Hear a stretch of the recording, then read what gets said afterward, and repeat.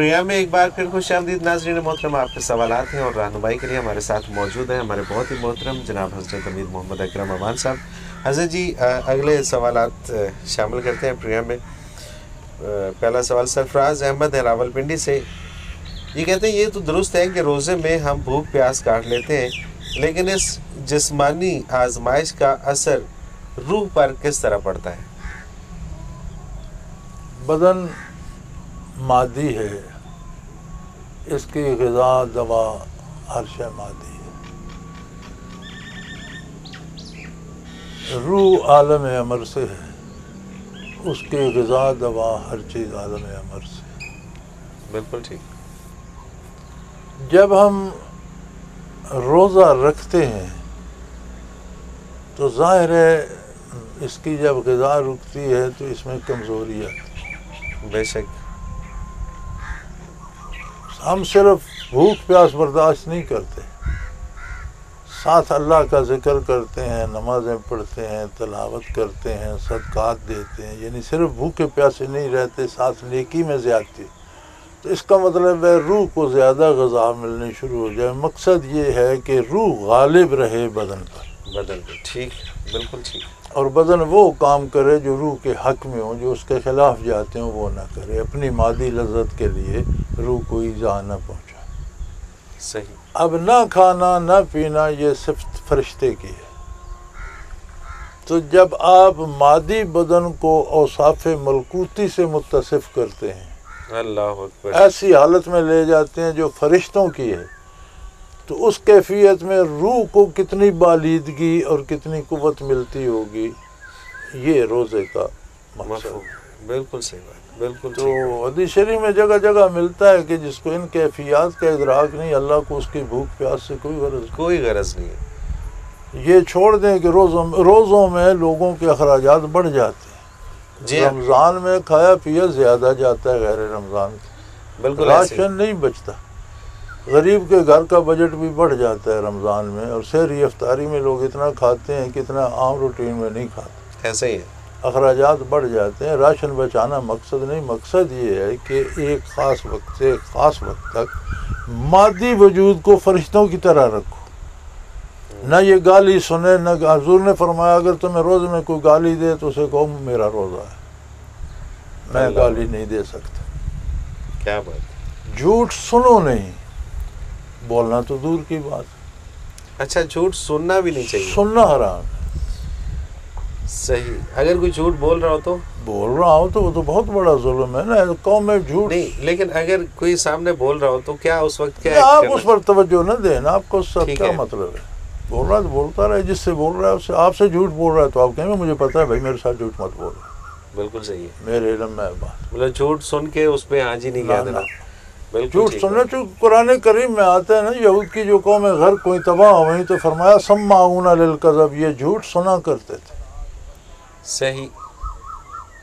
تو جھوٹ سننا بھی جھوٹ بہت بڑا سننا جھوٹ کو تقویت دینے کے برابر ہے۔ مترادف ہے۔ بالکل ٹھیک بات، بالکل ٹھیک یعنی بات، آپ سن کر خاموش رہے تو اس کا مطلب ہے آپ نے اسے اور طاقت دی، بالکل ٹھیک ہے۔ اس کا حساب تو آپ دیں گے۔ اور یہاں جگہ تو جگہ روزے میں ہے جی گالی نہ دے، جھوٹ بولنا کیا، سنے نہیں، کسی کی برائی نہ سوچے، اطاعت الہی کا سوچے، ہمہ وقت متوجہ اللہ رہے، وقت پہ عبادات کرے، اللہ کا ذکر کرتا رہے، تو ظاہر ہے کہ جوں آپ کی مادی وجود میں کچھ کمزوری آئے گی تو یہ قوت بنے گی روحانی، روح کے لیے صحیح، ایک کیفیت پیدا ہوگی۔ اور اگر یہ نہیں ہے تو حضور فرماتے ہیں اللہ کو اس سے غرض نہیں کہ کوئی بھوکا پیاسا رہے گا، اللہ کا کیا بگڑتا ہے، کھاتا رہے۔ بالکل صحیح، بالکل ٹھیک۔ حضرت جی اگلا سوال شامل کرتے ہیں، اعتزاز احمد ہیں کراچی سے۔ میرا مسئلہ یہ ہے کہ میں رمضان المبارک میں تو باقاعدگی سے نماز پڑھتا ہوں، مگر پھر بعد میں آہستہ آہستہ نماز چھٹ جاتی ہے۔ اس رمضان المبارک میں میں ایسا کیا کروں کہ باقی 11 ماہ بھی نماز کی باقاعدگی جاری رہے؟ روزہ رکھیں، اور روزے کی اصل مفہوم روزہ رکھیں، بھوکے پیاسے نہ رہیں۔ بالکل ٹھیک بات ہے۔ آپ صرف بھوکے پیاسے رہتے ہیں۔ وہ پچھلے پروگرام میں جیسا آپ نے فرمایا تھا کہ اگر احتساب کے ساتھ روزہ رکھیں تو پھر آپ کو روزہ رکھیں اور یہ تجزیہ کریں اپنا کہ میں کیوں بھوک پیاس کاٹ رہا ہوں، میں کون مجھے اس سے روک رہا ہے، کوئی میرے اتنا قریب ہے، کوئی میرا اتنا میرے حال سے باخبر ہے، کسی کے ساتھ میرا اتنا رشتہ ہے کہ میں اس کی خاطر بھوک پیاس برداشت کر رہا ہوں۔ تو پھر اس رشتے کو پکا کر لیں تو پھر نماز تو آپ کے گلے پڑ جائے گی، کبھی بھی نہیں چھوٹے گی۔ آپ ایک پڑھ لیں گے تو منتظر ہوں گے کب دوسری نماز آئے، پھر سجدہ کرو، پھر مزہ آئے، پھر اللہ سے باتیں کرو۔ اللہ تو آپ روزہ رکھیں، بھوک پیاس نہ جیلے سے۔ بالکل صحیح، بالکل صحیح، اور خود بخود 11 ماہ کے لیے اسباب پیدا ہو جائیں۔ صحیح۔ سلمہ مڈی بہاؤالدین سے یہ کہتی ہے حضرت جی رمضان المبارک میں ایک مسلمان کو کم از کم کتنے قرآن پاک ختم کرنے چاہیے؟ گزارش یہ ہے جی، یہ تو ہمت کی بات ہے، جتنی اللہ توفیق دے، یہ کوئی فرض واجب سنت نہیں ہے کہ اتنے کرو اتنے کرو اتنے کرو، کثرت سے پڑھنا چاہیے، لیکن یہ نہیں کہ آدمی صرف قرآن پڑھنے لگ جائے اور دوسرے فرائض چھوڑ دے۔ اپنے فرائض جو ہیں روزمرہ کے پورے کرنے کے بعد جتنا وقت میرے تلاوت کرے، صحیح، اچھی بات ہے، بالکل، لیکن عبادت کو بہانہ بنا کر فرائض چھوڑ دینا یہ کوئی اچھی بات ہے، یہ اچھی بات ہے، بالکل ٹھیک ہے۔ اگلا سوال شامل کرتے ہیں حضرت مسز سعود ہیں اسلام آباد سے۔ حضرت جی کیا اسلام میں تعویذ کی کوئی حقیقت ہے؟ کیونکہ اس حوالے سے نہ تو قرآن پاک میں کہیں ذکر ہے اور نہ سنت میں، یہاں تک کہ صحابہ اکرام سے بھی ایسی کوئی چیز نہیں ملتی۔ کلام الہی کا کوئی جملہ، اللہ کا نام اس میں اعظم ہے، بطور تعویذ پینا یا باندھنا اس کی کوئی ممانعت نہیں ہے، منع نہیں ہے، بشرطے کہ وہ نیکی کے لیے ہو، نیک مقصد کے لیے ہو، کسی کی مدد کے لیے ہو، بیمار کے علاج کے لیے ہو۔ صحیح، بلکہ وہ تو ساری تفصیل فقہ میں موجود ہے کہ کوئی آپ سے دم کرواتا ہے، کوئی آپ سے، یعنی یہ سارا سنت میں حدیث میں بھی ملتا ہے۔ ٹھیک ہے، حدیث میں بھی ملتا ہے کہ کچھ صحابہ گزر رہے تھے تو ایک بدوی کو سانپ نے کاٹا، تو ان کے خیمے تھے راستے میں، تو انہوں نے نئے لوگ دیکھ کر انہیں پکارا اور بلایا کہ کچھ کر سکتے ہو تو ہمارا یہ بندہ اسے سانپ نے ڈسا ہے اور ہمارے پاس جو علاج تھے وہ کر چکے ہیں لیکن یہ بچتا نظر نہیں آتا۔ صحیح، انہوں نے سورت فاتحہ پڑھ کے دم کر دی، بندہ اسی وقت ٹھیک ہو گیا۔ تو انہوں نے انہیں غالباً 20 بکریاں دیں، اچھا، کہ ہمارا بندہ بچ گیا۔ صحیح، تو انہوں نے سوچا کہ نہیں لیتے تو یہاں رہ جائیں گے، لیتے ہیں تو پتہ نہیں لینا جائز ہے کہ نہیں، تو انہوں نے کہا لے لیتے ہیں، نبی کے سے جا کے پوچھ لیں گے۔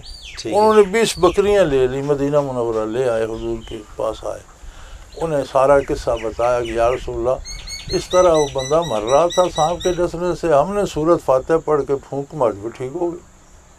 آپ نے فرمایا تمہیں کس نے بتایا تھا کہ سورت فاتحہ تھا؟ یا رسول اللہ ہمیں تو کوئی پتہ نہیں تھا۔ انہوں نے کہا کہ اس کا کوئی علاج کوئی آپ کے پاس، ہم نے سورت فاتحہ پڑھ کے پھونک دی، انہوں نے ہمیں 20 بکریاں دی ہیں۔ اب سوال یہ ہے کہ وہ لینا جائز ہے؟ آپ نے فرمایا بالکل جائز ہے اور ان میں میرا حصہ بھی رکھو۔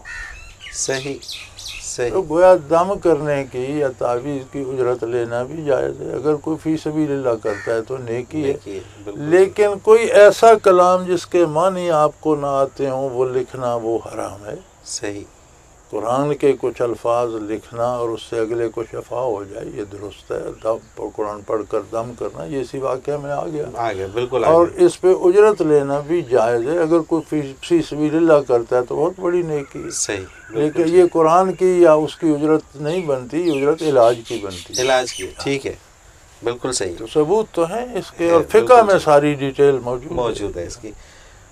حضرت جی حمزہ خلیل ہیں ابو ظبی سے، یہ کہتے ہیں کہ برکت کیا ہے اور یہ کن امور میں نصیب ہوتی ہے؟ رزق میں برکت سے مراد کیا رزق میں اضافہ ہے؟ کتنے ایسے امیر ہیں جو بھوکے مر رہے ہیں، کتنے ایسے امیر ہیں، دولت مند ہیں جو بھوکے مر رہے ہیں، جن کے کتے اچھی غذا گوشت کھا رہے ہیں لیکن وہ آپ چنوں کا پانی پی رہے ہیں۔ صحیح، ایسی ایسی بیماریاں لگی ہوئی ہیں ان کو، یعنی کتے مزے کر رہے ہیں، بات بالکل ٹھیک بات، لیکن مالک بھوکا مر رہا ہے۔ کتنے ایسے غریب ہیں جو روز کی روٹی، سوکھی روٹی کھا کر مزے کی نیند سوتے ہیں، کوئی غم نہیں، خراٹے وہاں تک سنائی دے، بے شک بے شک برکت اس سکون کا نام، زیادتی کمی کا نام نہیں۔